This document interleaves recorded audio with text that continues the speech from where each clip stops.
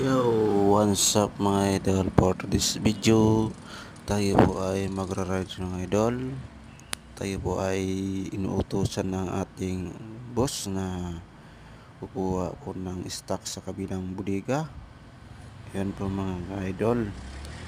Ayan, mumotor po tayo mga idol kasi napautusan tayo mga ka-idol. Ayan, mag-iingat po tayo sa ating pagmaniho ng mga motor.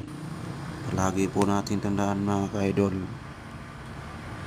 palagi tayo manalangin sa Diyos sapagkat siya po ang ating lakas sa araw-araw, lalo na sa ating pagmumotor. Palagi po tayong alisto sa ating paligid, palagi tayo mapagbigay sa daan. Hindi po natin gawain yung gumagawa ng mga mali sa kalsada. Tayo po ay sumusunod sa rules ng mga batas trapiko. Yan mga ka-idol. Sa itong video mga ka-idol, tayo po ay inutusan po na kumuha ng stock po.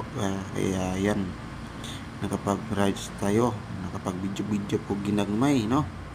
Mga ka-idol,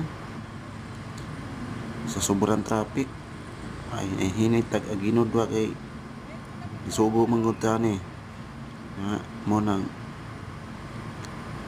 sunod ta sa utos sa tuang boss mga ka-idol. Yan, idol na lang na mga ka-idol. Yan, ingat po tayo sa rides mga ka-idol. Always safe po sa ating lahat sa pag-drive. Sa lahat po ng riders ay wag po tayo naging mabilis na pagtakbo sa daan, dahil po ay kunting mali mo lang ho ay mali na po ang madadaanan natin. Gagawa tayo ng mga mali sa daan mga ka-idol. Kaya hanggang dito lang po mga ka-idol. God bless po. God bless all the time. Bye bye.